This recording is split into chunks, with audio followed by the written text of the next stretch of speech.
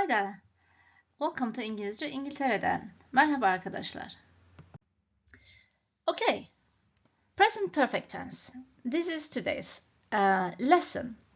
Now, if you're watching a video about present perfect tense, I would like to think you have some understanding or good understanding of English language. Therefore, today I will be speaking in English 99% of the time. This is important for your listening skills. Okay? So, let's start. Present perfect tense. Today's lesson is about how to structure a sentence in present perfect tense. I have a few pointers here to remind you where to use it. However, I have another video where I explained where to use it in detail. So, if you are confused between where to use perfect tense and where to use past tense, I would advise you to go and watch that video as well. Okay, let's start. Firstly, 4 points of where do we use perfect tense. So, perfect tense is used when the time of an action is not important or not specified. So, something happened in the past and I am not mentioning when. The time is not important. Then it's perfect tense. But if I tell you when, it becomes past tense. I've done it in the past, I'm telling you when, that's past tense. We use it to describe a recent action or ask if something has happened recently. So this is an action just finished recently. I've done it, finished. It's a finished state. So third one is we use it when some action or situation has started in the past and has effect on the present. So this one you can think of it like bridge. So something happened in the past and there's an effect on the present. So there is a connection. It's a bridge basically. And the last one is when we are talking about experience up to present. Have you ever, for example, that's a question you're asking an experience, yeah? And that's the last point. So these are a few reminders. However, as I said, go watch the other video to see in detail where to use the perfect tense instead of past tense. Right. Today's focus is the sentence. So let's start with different components. So positive, negative, and questions. This is all three forms of present tense, present perfect tense. You can write or you can use. So we have subjects, subject pronouns, I, you, we, they, and an auxiliary verb, have, and past participle, lived. Now, as I said, if you are studying perfect tense, by now you know that in English, verbs have different forms like present tense, past tense, and past participle. So I'm going to show you a list in a minute, but verbs takes three different forms. So past participle is the one you need to use with perfect tense. Sometimes students call it V3 because verbs third form, yeah? So that's past participle. And then we have he, she, it with has and past participle, eaten. So subject pronouns, auxiliary verb, have, has, and past participle.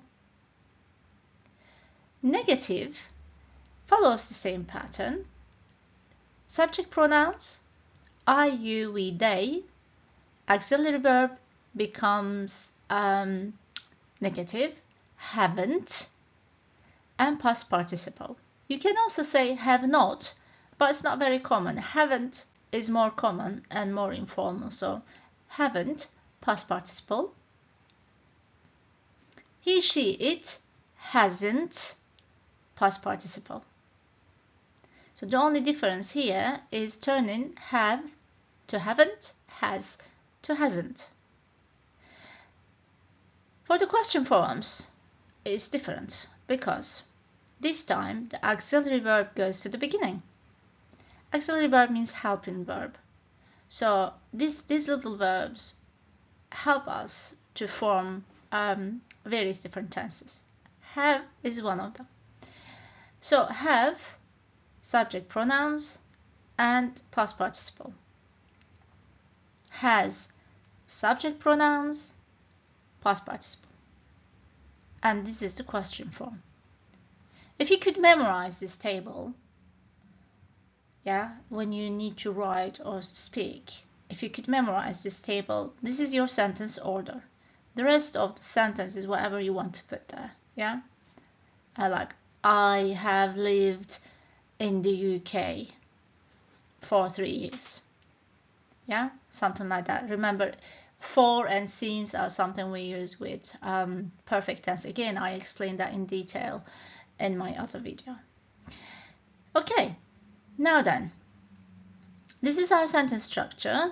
This is our keywords. Generally, we use these words like already, just, yet, still, ever, and never with present perfect tense. And we put them in the sentence between the auxiliary verb and past participle, like this: have already put, or have just bought. So it goes here. So let's these boxes are for sentences to look at some examples. This one is positive, negative, and questions. Okay, so I have already put all the money in your pocket. I have already put. You have done your homework on time. We have finished our work. They have just bought a new car. He has read the book. Now, see, have changed to has because he, she, it takes has. She has seen the movie. It has been a long journey. Now, by changing have and has to haven't and hasn't, we turned the positive sentences into negative. I haven't put all the money in your pocket. You haven't done your homework on time. We haven't finished our work. They haven't just bought a new car. He hasn't read the book. She hasn't seen the movie. It hasn't been a long journey. Now, the last one, what did we do? We changed the place for have and has, and we put them at the beginning. Have I already put all the money in your pocket? Have I? Have you done your homework on time? Have you? Have we finished our work? Have we? Have they just bought a new car? Have they? Has he read the book? Has he? Has she seen the movie? Has she? Has it been a long journey? Has it? So, have or has goes to the beginning, then subject pronoun and your past participle. This is the sentence structure for present perfect tense, and a few points to remind you where to use it. Okay, now then. I'm showing you the list to remind you what I mean by past participle. As I said earlier, in English we have verbs in present tense, we have verbs in past tense, and past participle. This is the one, the third row here, third column is the one we use for the present perfect tense. And this is the irregular verbs, okay? These are some examples. Now, you need to learn this by heart because they are irregular, means they don't follow a pattern. So you have to memorize them. Print a table, I don't know, put it on your mirror, have a look at it when you're brushing your teeth, or put it on your fridge and have a look at it when you're taking something out. Whatever helps, but make sure it's around, it's floating about, so it's always there for you to pick up and have a look at 1 or 2 words here and there. Okay, let's do a little test to see how much you have understood the present perfect tense. So what you have here is your subject pronouns and some verbs.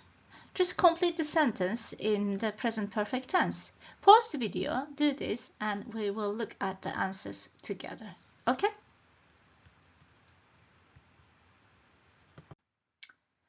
Right, answers. Okay, so let's start. Oh no, I have broken my leg. Oh hayır, bacağımı kırdım. Kırmış durumdayım. Şu anda olmuş durumda. Bacağımı kırdım. Wendy is a she, so she has bought a new car. Şu anda almış durumda. Ne zaman olduğundan bahsetmedik. We don't know when, but we know she has bought a car. Dad is a he, so he has taken my coffee again. Babam kahvemi aldı gene. So that's just happened, recent action. John's brothers haven't taken part in any competition. Negative. John's brothers becomes they. Yeah, they haven't taken part. So John'un erkek kardeşleri yarışmada yer almadı. Okay. My mom is a she, so my mom has eaten an octopus. Annem ahtapot yemiş durumda. Bu bir experience'tir. Experience, yeah? Whose song is it? I haven't heard it yet. Kimin şarkısı bu? Henüz duymuş değildim. Yeah? Recent. My aunt is a she. My aunt hasn't tried Mexican food. It's an experience. She hasn't. Teyzem ya da halam Meksikan yemeği denemiş durumda değil. We have had 3 important tests this week. So bu hafta içinde 3 tane önemli testimiz vardı.